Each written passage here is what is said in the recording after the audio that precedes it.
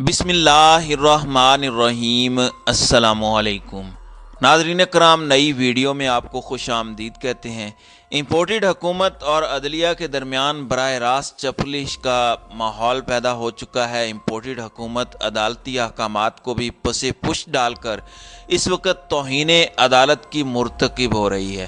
ایک جانب deputy speaker نے پاکستان تحریک انصاف کے رہنماؤں کی ایوان اچانک آمد پر اجلاس ملتوی کر دیا ہے اور انہیں ایوان میں داخل ہونے کی اجازت نہیں دی، حالانکہ لاہور ہائی کورٹ نے 2 روز قبل 43 ارکان کو ڈی نوٹیفائی کرنے کا نوٹیفیکیشن معطل کیا تھا اور ان کی پارٹی رکنیت اور ان کی پارلیمانی رکنیت بحال کر دی تھی۔ دوسری جانب سپریم کورٹ آف پاکستان نے عمران خان اور پی ٹی آئی کے کنڈکٹ پر سوالات اٹھا دیے ہیں۔ سپریم کورٹ کا کہنا ہے کہ عمران خان اور ان کی پارٹی نے نیب ترمیمی بل کی ووٹنگ سے اس وقت اجتناب کیا جب ان کی پارٹی یا اسمبلی رکنیت بحال تھی، اور اب رکنیت ختم ہوئی ہے تو پی ٹی آئی نے لاہور ہائی کورٹ میں اس کے خلاف فیصلہ لیا ہے۔ کیا عمران خان اور ان کی پارٹی کی جانب سے یہ بائیکاٹ درست تھا؟ اس حوالے سے کافی تفصیلات ہیں جو میں آپ کے سامنے اس ویڈیو میں آپ کے سامنے رکھوں گا اور آپ کو بتاؤں گا کہ کس طرح عمران خان کو عدالت نے اب طلب کر لیا ہے اور اب آگے کیا ہونے کی توقع ہے۔ ناظرین کرام، پاکستان تحریک انصاف کے قانون سازوں کی قومی اسمبلی میں واپسی کی کوشش اس وقت ناکام ہو گئی جب ڈپٹی اسپیکر نے اجلاس کو اچانک ملتوی کر دیا۔ یہ قانون ساز اسمبلی میں لاہور ہائی کورٹ کی جانب سے پی ٹی آئی کے 43 قانون سازوں کے استعفے قبول ہونے کے اسپیکر کے فیصلے اور الیکشن کمیشن آف پاکستان کی جانب سے انہیں ڈی نوٹیفائی کرنے کے اقدام کو معطل کرنے کے 1 روز بعد اسمبلی پہنچے تھے۔ بحال ہونے والے کچھ ارکان اسمبلی جمعرات کو اجلاس میں شرکت کے لیے پہنچے، لیکن انہیں قومی اسمبلی کے ہال آنے کی اجازت نہیں دی گئی۔ جب پی ٹی آئی اراکین اسمبلی ہال کے دروازے پر تھے، اسی سے چند لمحے قبل جماعت اسلامی کے مولانا عبدالاکبر چترالی کی جانب سے کورم کی کمی کی نشاندہی کے بعد ڈپٹی اسپیکر زاہد اکرم درانی نے ایوان کی کارروائی معطل کر دی۔ اسی دوران قومی اسمبلی کے اسپیکر راجہ پرویز اشرف نے کہا کہ اسمبلی سیکریٹریٹ کو فیصلے کی نقل موصول نہیں ہوئی۔ ایک ویڈیو پیغام میں اسپیکر نے کہا کہ انہوں نے عدالتی حکم نامہ نہیں پڑھا اور وہ اس کے مندرجات سے لا علم ہے۔ ان کا کہنا تھا کہ مجھے یقین ہے کہ ہمارے پاس فیصلہ آنے کے بعد ہم اسے پڑھیں گے اور اپنے وکلاء اور ماہرین سے مشورہ کر کے پھر آگے کا راستہ طے کریں گے۔ انہوں نے یہ بھی کہا کہ حکومت کو کیس میں فریق بنایا گیا تھا لیکن اسے کوئی نوٹس نہیں ملا اور اس کا علم ٹی وی رپورٹ سے ہوا ہے۔ قومی اسمبلی سیکریٹریٹ کے باہر صحافیوں سے گفتگو کرتے ہوئے سینٹ میں اپوزیشن لیڈر شہزاد وسیم نے کہا کہ اسپیکر عدالتی احکامات کا احترام کرنے کا پابند ہے۔ ہائی کورٹ نے واضح طور پر کہا ہے کہ اسپیکر کی جانب سے استعفوں کی منظوری غیر قانونی ہے۔ انہوں نے زور دے کر کہا کہ پی ٹی آئی کے ارکان اسمبلی آج پارلیمنٹ میں داخل ہوں گے۔ شہزاد وسیم نے مزید کہا کہ انشاءاللہ ہمارے پاس اپنا اپوزیشن لیڈر ہوگا۔ اب یہ جو راجہ پرویز اشرف کی جانب سے یہ عمل کیا گیا ہے، یقیناً یہ توہین عدالت کے زمرے میں آتا ہے، کیونکہ لاہور ہائی کورٹ نے راجہ پرویز اشرف جو اسپیکر ہیں قومی اسمبلی کے، ان کے حکم کو معطل قرار دیا ہے اور اسے غیر قانونی قرار دیا ہے۔ دوسری جانب اب لاہور ہائی کورٹ نے پاکستان تحریک انصاف کے 43 ارکان قومی اسمبلی کو ڈی نوٹیفائی کرنے کے فیصلے کو معطل کرنے کا تحریری حکم نامہ بھی جاری کر دیا ہے۔ فیصلے میں کہا گیا ہے کہ الیکشن کمیشن آف پاکستان کا ارکان کو ڈی نوٹیفائی کرنے کا نوٹیفیکیشن 7 مارچ تک معطل رہے گا اور اس دوران الیکشن کمیشن آف پاکستان ان نشستوں پر ضمنی انتخابات کا اعلان نہیں کرے گا۔ تحریری فیصلے میں کہا گیا ہے کہ پی ٹی آئی اراکین کی درخواست کو باقاعدہ سماعت کے لیے منظور کرتے ہوئے تمام فریقین کو نوٹس جاری کیے جاتے ہیں۔ لاہور ہائی کورٹ نے اپنے فیصلے میں تمام فریقین کو 7 مارچ سے قبل تحریری جواب جمع کرانے کی ہدایت کر دی ہے۔ ناظرین کرام، تحریک انصاف نے اسپیکر قومی اسمبلی کی جانب سے 43 اراکین کے استعفے منظور کرنے کا اقدام لاہور ہائی کورٹ میں چیلنج کیا تھا۔ درخواست میں اسپیکر کے 22 جنوری اور الیکشن کمیشن کے 25 جنوری کے نوٹیفیکیشن کو چیلنج کیا گیا تھا۔ پی ٹی آئی کی جانب سے درخواست میں یہ موقف اختیار کیا گیا تھا کہ اسپیکر نے استعفے منظور ہونے سے قبل ہی واپس لے لیے تھے۔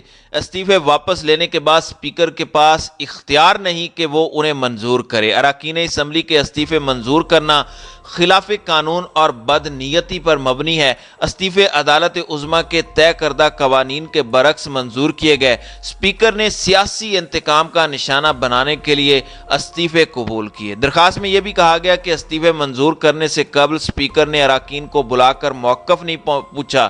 ان کی جانب سے استدعا کی گئی تھی کہ عدالت اسپیکر قومی اسمبلی اور الیکشن کمیشن کی جانب سے استعفے منظور کرنے کا نوٹیفیکیشن کالعدم قرار دے۔ دوسری جانب پنجاب اور خیبر پختونخوا کے گورنرز کی جانب سے صوبائی اسمبلیوں کی تحلیل کے 90 روز کے اندر انتخابات کرانے میں ہچکچاہٹ کا اظہار کرنے کے بعد پاکستان تحریک انصاف کے سربراہ عمران خان نے عدلیہ سے امیدیں وابستہ کی ہیں کہ وہ آئین کے دائرے میں رہتے ہوئے 3 ماہ کے ٹائم فریم میں انتخابات کرائے گی۔ سابق صدر نے صدر مملکت عارف علوی سے زمان پارک میں اپنی رہائش گاہ پر ملاقات بھی کی۔ صدر نے ایک روز قبل الیکشن کمیشن کو انتخابات کی تاریخ کا اعلان کرنے کے لیے خط لکھا تھا تاکہ سیاسی صورتحال کے علاوہ 2 صوبائی اسمبلیوں کے انتخابات میں مبینہ تاخیر کا بھی جائزہ لیا جا سکے جو پی ٹی آئی نے گزشتہ ماہ تحلیل کی تھی۔ صدر عارف علوی اور عمران خان نے اتفاق کیا کہ آئینی مدت میں انتخابات کے انعقاد میں ناکامی آئین کی خلاف ورزی کے مترادف ہے۔ آئین کی بالادستی کو یقینی بنانے کے لیے عدلیہ کی مداخلت کی طرف دیکھتے ہوئے عمران خان نے کہا کہ قوم آئین کی حفاظت کے لیے عدلیہ کی جانب دیکھ رہی ہے اور آگے بڑھنے کا واحد راستہ 90 روز کے اندر انتخابات ہیں۔ انہوں نے کہا کہ آئینی شک کی کسی بھی خلاف ورزی کے نتیجے میں آرٹیکل 6 کے تحت غداری کی شک کا اطلاق ہوگا۔ صدر علوی اور پی ٹی آئی چیئرمین نے معاشی اور سیاسی صورتحال پر بھی تبادلہ خیال کیا اور اس بات پر اتفاق کیا کہ آئین کی پاسداری اور عوامی مینڈیٹ والی حکومت لانے کے لیے نئے انتخابات کرانے سے ملک کو موجودہ بحرانوں سے نکالنے میں مدد ملے گی۔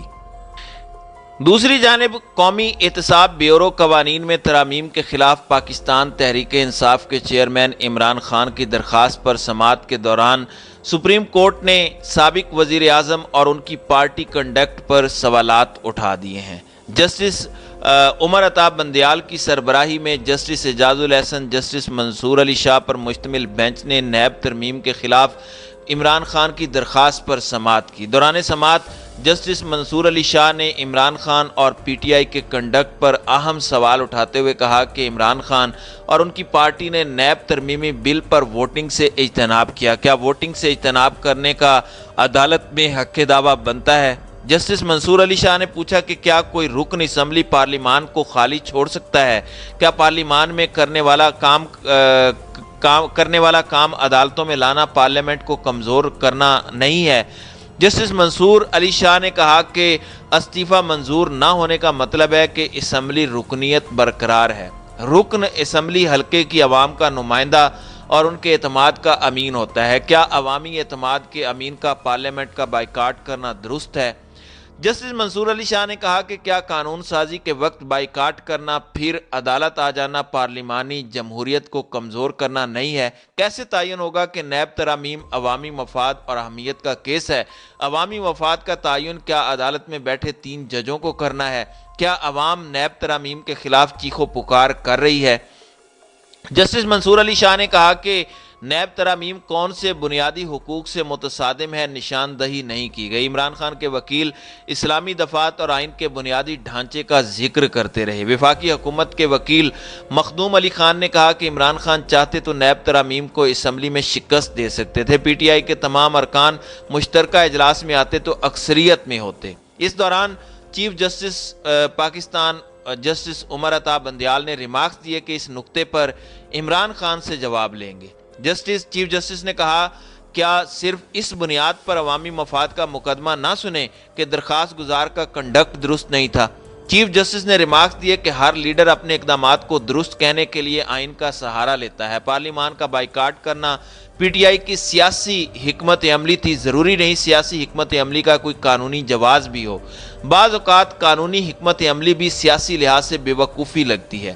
چیف جسٹس نے کہا کہ پارلیمانی کارروائی کا بائیکاٹ دنیا بھر میں ہوتا ہے، برصغیر میں تو بائیکاٹ کی لمبی تاریخ ہے۔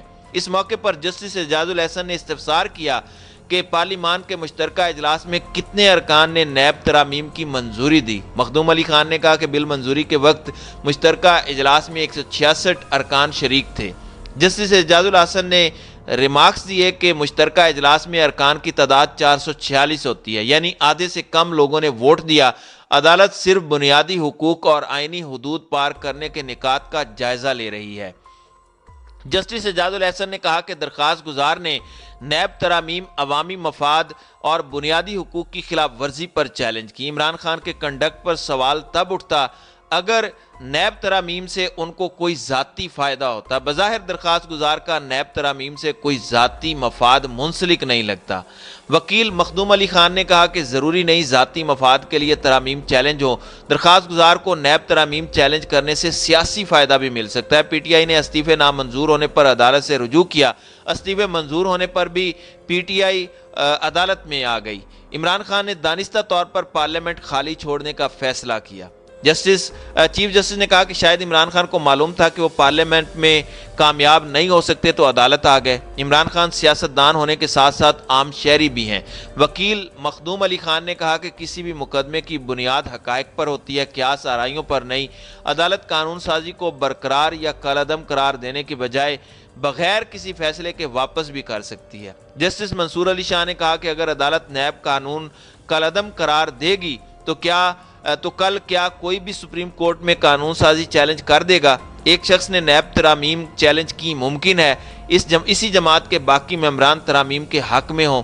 اس ریمارکس کے ساتھ ہی عدالت نے کیس کی سماعت مزید 14 فروری تک ملتوی کر دی ہے۔ اب دیکھنا یہ ہے کہ نیب ترامیم کے حوالے سے آئندہ عمران خان کو بلایا جاتا ہے اور اس حوالے سے کیا فیصلہ کیا جاتا ہے۔ تو ناظرین کرام، آپ کی اس ویڈیو کے حوالے سے کیا رائے ہے؟ اب اپنی رائے کا اظہار کامنٹ سیکشن میں ضرور کیجیے گا۔